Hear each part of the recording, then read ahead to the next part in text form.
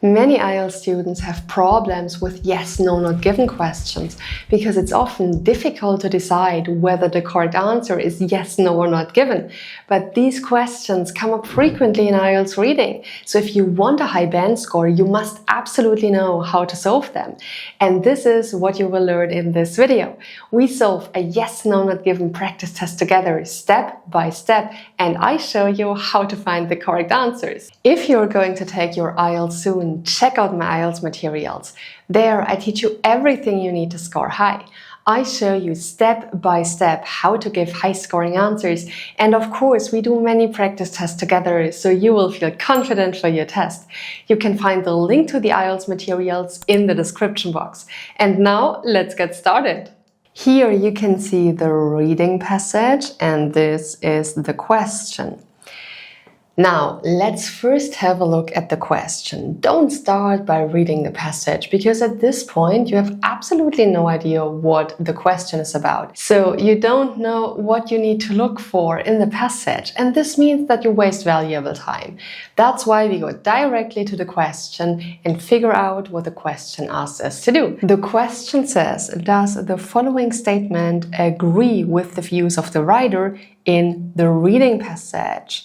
In the box on your answer sheet, write yes if the statement agrees with the views of the writer, no if the statement contradicts the views of the writer, and not given if it's impossible to say what the writer thinks about this. So obviously this is a yes, no, not given question.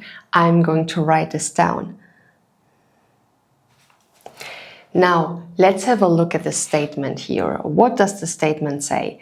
The glaciation during the Pleistocene involved factors other than CO2. Now you may wonder what Pleistocene means. Maybe you have never heard that word before, but that's no problem. If you see new words in IELTS listening, don't panic. Usually these words are defined in the passage, so it's absolutely no problem if you don't know what Pleistocene means. Let's have a look. By the way, Pleistocene is an excellent keyword. You will find that word exactly like that in the passage. So let's have a look at the passage and let's look for the word Pleistocene. I can see it here at the very beginning. Now, let's read the passage more closely. During the Pleistocene, there was a distinct intensification, lengthening and asymmetry to the patterns of glaciation. So obviously, the passage talks about glaciation here, which is obviously relevant to the question. While most scientists now agree that changes in the patterns of CO2 were the trigger for the ice formation, Thomas Chalk offers compelling evidence that dust also affected the dynamics. His well-supported theory, this is interesting. His well-supported theory demonstrates how it works with CO2 to create a feedback cycle in the Southern Ocean. Let's again have a look at our statement. Our statement says, the glaciation during the Pleistocene involved factors other than CO2. What does the passage say? Does it say anything about that? The passage says here, while most scientists now agree that changes in the patterns of CO2 were the trigger for the ice formation, Thomas Chalk offers compelling evidence that dust also affected the dynamics. So the passage says that most scientists agree that changes in the patterns of CO2 were the trigger for the ice formation here.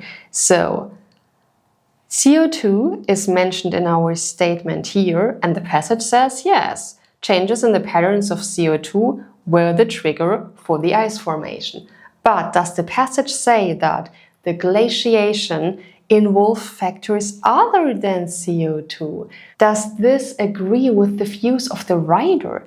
Have a closer look at the passage. It says Thomas Chalk offers compelling evidence that dust also affected the dynamics.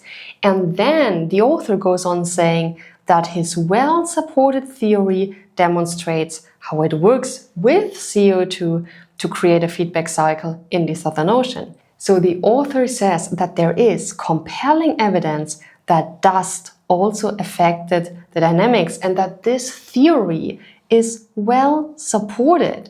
So indeed, the glaciation during the Pleistocene involved factors other than CO2, namely dust. This statement does agree with the views of the writer, and so the correct answer is yes. So I'm going to write down yes here. Awesome, we have answered this question correctly. Let's go on to the next question. By the way, if you want more IELTS reading practice tests, hit the like button and write yes in the comments.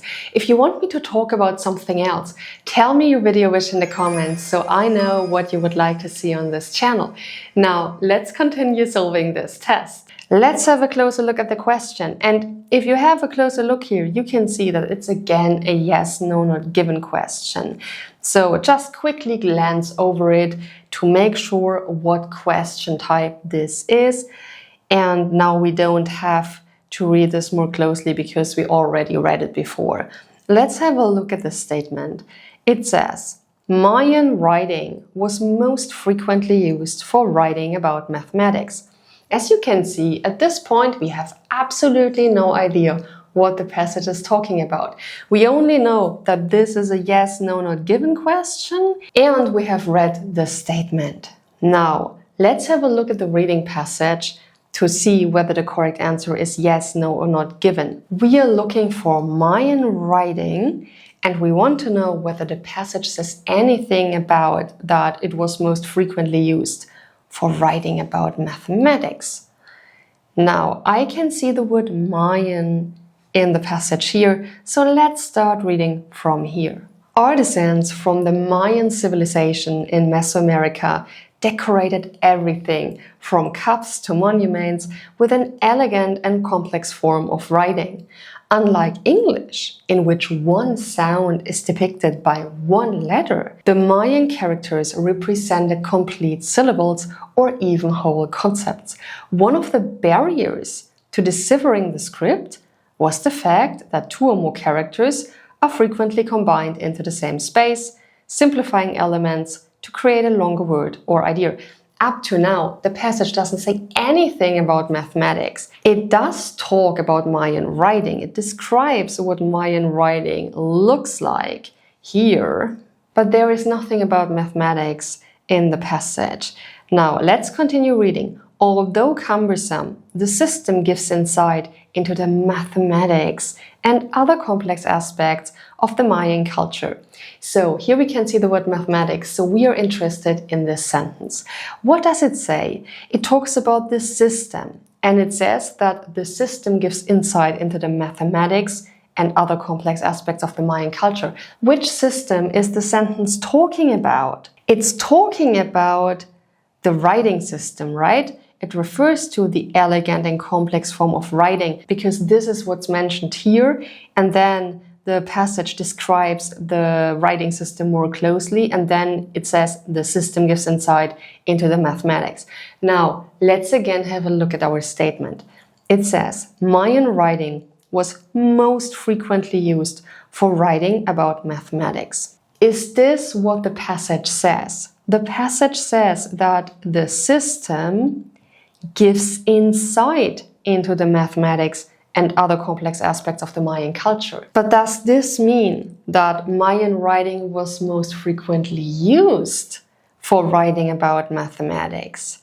No, it doesn't. The passage doesn't say anything about that. The passage doesn't say what Mayan writing was most frequently used for. It only says that it gives an insight into the mathematics of Mayan culture, but it doesn't say anything else.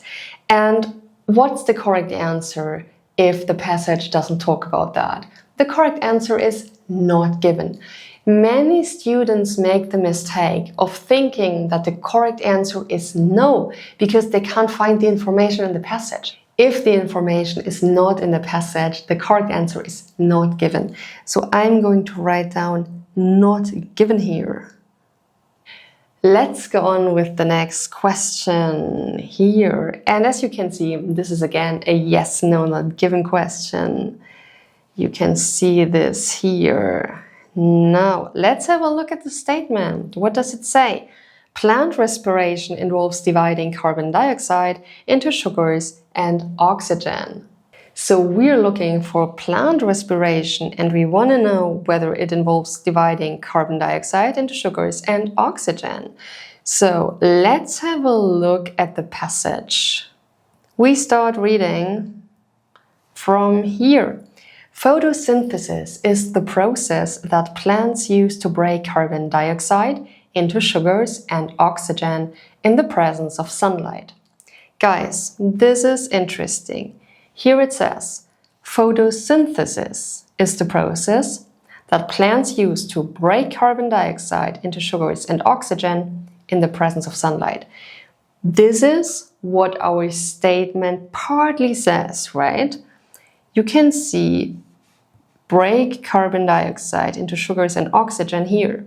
Dividing carbon dioxide into sugars and oxygen. Dividing means break, okay? But our statement talks about plant respiration and the passage talks about photosynthesis. Now, let's continue reading to get a better idea of what this means. That process takes place in the leaves and stems of plants. The complementary reaction is respiration. Check this out. Here it says the complementary reaction is respiration. Now, here the passage is talking about respiration, which is what we can see in our statement here, plant respiration. So obviously, this is not the same as photosynthesis. Let's continue reading. The complementary reaction is respiration, in which plants reassemble the stored sugar with oxygen to generate energy. So respiration is a complementary reaction to photosynthesis. And respiration means that plants reassemble the stored sugar with oxygen to generate energy. So they don't divide carbon dioxide into sugars and oxygen, but they reassemble sugars and oxygen here to generate energy. And this means that the correct answer is no, because this statement contradicts the views of the writer. Plant respiration means that sugar and oxygen are reassembled. It doesn't mean that they are divided. So I'm going to write down no. That's it. We are done with these yes, no, not given questions. Amazing. Great job. I hope you liked this video. Don't forget to like, subscribe to the channel and hit the bell icon so you're notified when the next video comes out. Also, share this video with your friends so they can improve their IELTS reading score too. See you in the next video.